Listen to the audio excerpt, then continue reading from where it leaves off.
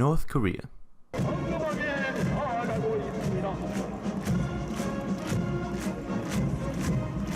Is probably the most dangerous, evil, rogue state that has ever existed. At least that's what I heard on the news. Now let me be clear. I am not a fan of North Korea.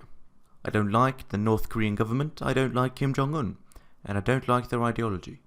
But can we really trust what we hear about North Korea? Where does all of this information actually come from? Well, a lot of it comes from South Korea. Now, the South Korean government hates the North Korean government almost as much as the North Korean government hates the South Korean government. And it's safe to say that both sides lie about the other. It's very difficult to get reliable information about North Korea. Media access to the country is severely restricted, and a lot of the information that we do get about North Korea is filtered through South Korea, and the long-standing conflict between them distorts the information that is received. In the absence of solid facts, many reports are based on absolutely nothing. Rumors, myths. Critics have said that the world's media has a hunger for sensationalist stories about North Korea, and that this demand creates a supply. And what they're supplied with is made up bullshit. But what about defectors? What about the North Koreans who flee North Korea and tell us things about the country? Well, the stories of defectors is not always reliable, unfortunately. Defectors are often cited anonymously to protect their identities, which makes it difficult to verify their information. Felix, a Swiss businessman who lived in North Korea, argues that defectors are inherently biased. He says that 70% of defectors in South Korea are unemployed, and selling sensationalist stories is a way for them to make a living. He also states that the overwhelming majority of defectors come from the North Hamgyong province, one of North Korea's poorest provinces, and they often have a grudge against the North Koreans who aren't poor, like the citizens of Pyongyang and other nearby provinces. Hyung Go-leung has said that some defectors embellish or fabricate their stories to sell books or star in documentaries and so on. Representatives of the defector community in South Korea have also expressed concern about the unreliability of defector testimony. Source in the description down below. And there are also a number of North Koreans who defect from North Korea and then choose to go back to North Korea because they miss it. The unemployment rate among North Koreans here in the south is more than 3 times the national average. Mr. Son, like other defectors, got a package of government support on arrival, including this flat. But debt problems meant bailiffs took his fridge and washing machine. Now his meagre food rations are stored on the unheated balcony. Trapped between financial struggle in the south and lack of contact with his family in the north, Mr. Son has drawn attention to his case by applying to the South Korean government for official permission to return home. Over the years, I've noticed the political indifference towards defectors here in the south and the material circumstances they grapple with. And there have been days when I ask myself why I chose to come here in the first place. Anywhere a North Korean defector goes, he could face difficulties and discrimination. But the discrimination one faces from your own people can feel a lot colder. The journalist Jong Song has said that she has encountered numerous inconsistent stories when researching defectors over 16 years. She noted that cash payments for interviews are standard and have been increased over the years. The more exclusive or emotional the story is, the higher the payment. Again, source in the description. Does this mean that everything defectors say is a lie? Of course not. But my point is that we can almost never know for sure what's going on in North Korea. Last week, I received an email from Alexa Vlovic. Alexa made a documentary about North Korea, which is about 2 Aussies traveling to North Korea in order to get a haircut. I asked if I could make a video about it, and Alexa said sure. Now, I will not be showing you the documentary in its entirety, only the parts that I want to comment on. But I do seriously suggest that you go and watch the documentary in its entirety because it is genuinely entertaining. It is well made and it has some really funny jokes in it. There's a link in the description, as always. But these guys, they just want a haircut.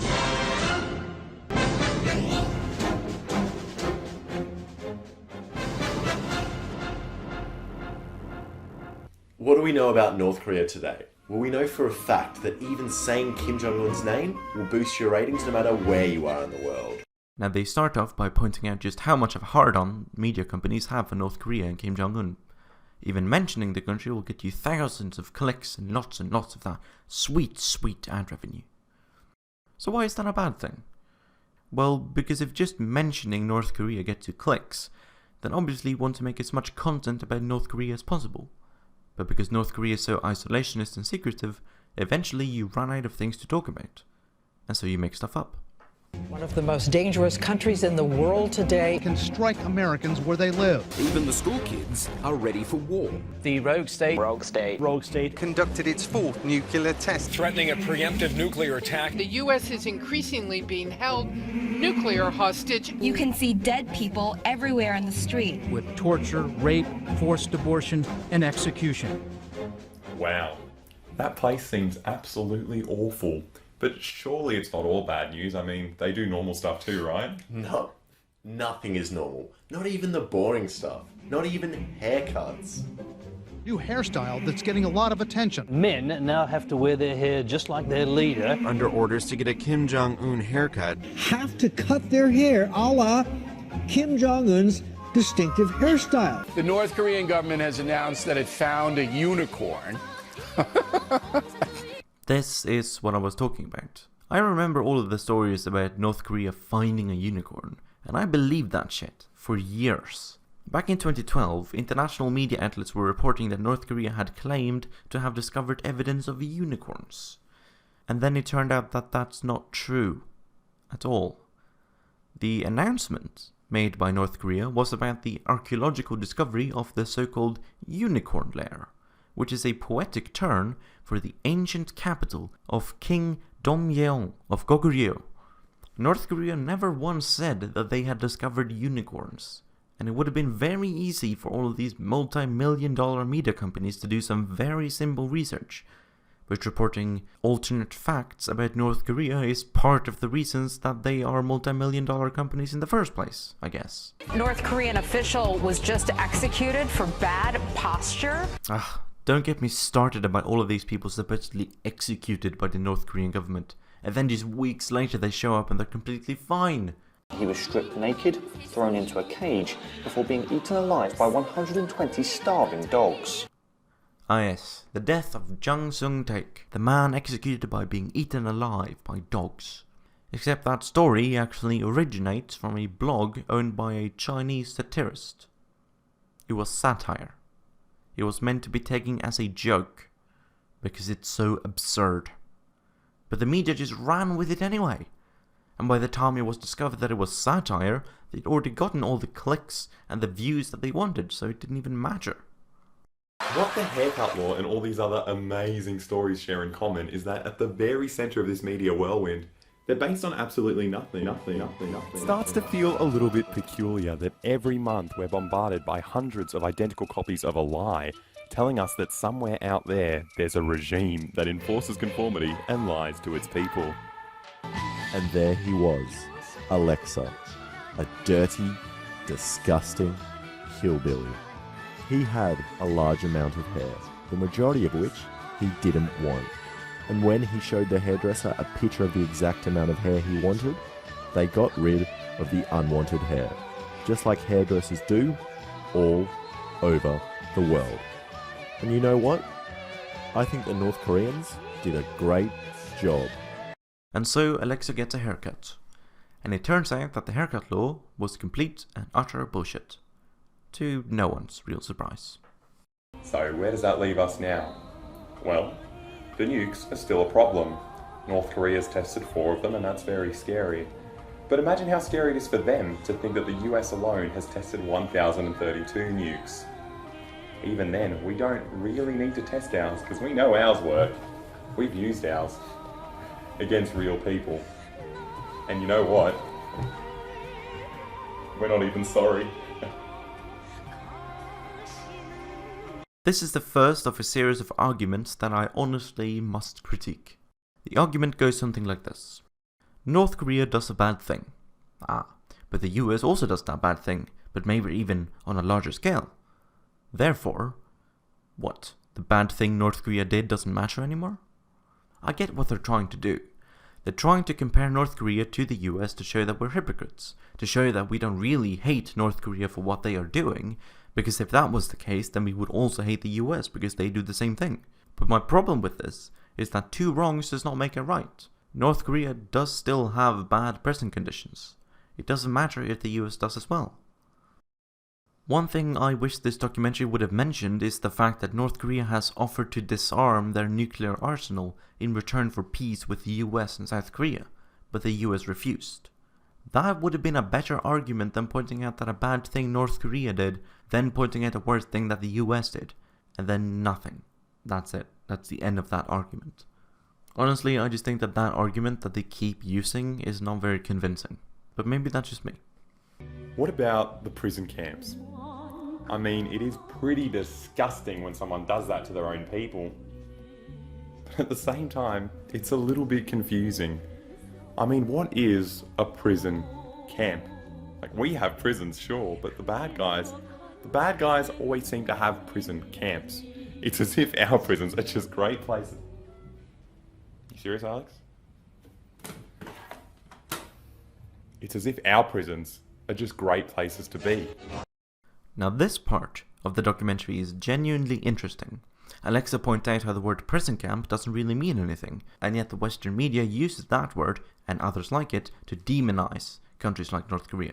They tend to use these words like rogue state, Prisoner camps, Death squad, instead of just country, prison, the military. And suddenly all the brutal stuff that we do doesn't seem quite as bad. Death squads. They have death squads over there.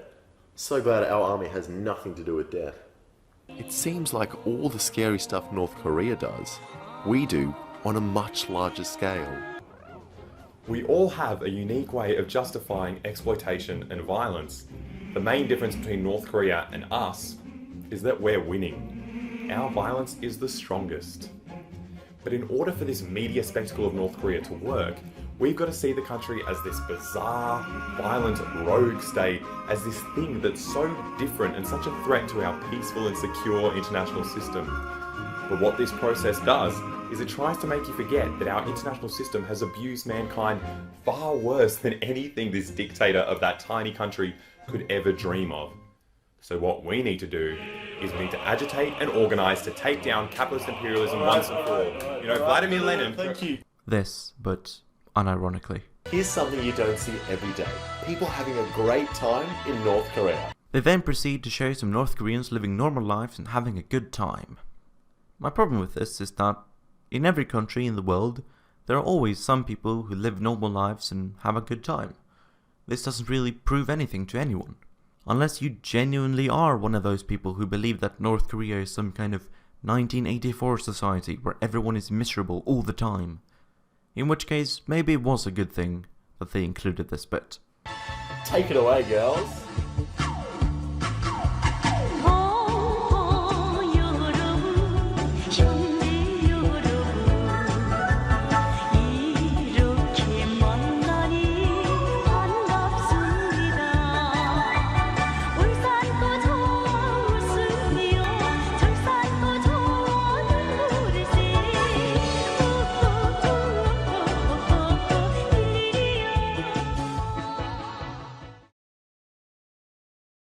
So to summarise, what are my thoughts on North Korea?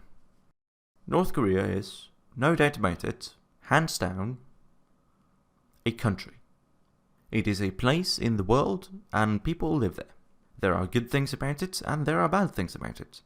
Do the good things outweigh the bad? Do the bad things outweigh the good? I have my opinion, and I'm sure that you have yours.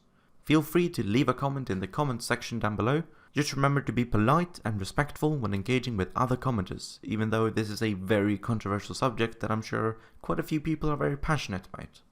P.S. I would also have to say that nuking Pyongyang and killing 3 million innocent people, which the US is preparing to do, is a bad thing. As if I even need to say that. But hopefully that doesn't happen.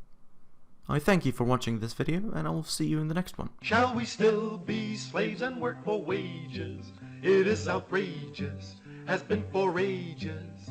Oh, this earth by right belongs to toilers, and not to spoilers of liberty. The master class is small, but they have lots of gall. When we unite to gain our right, if they resist, we'll use our might. There is no middle ground. This fight must be one round to victory for liberty. Our class is marching on.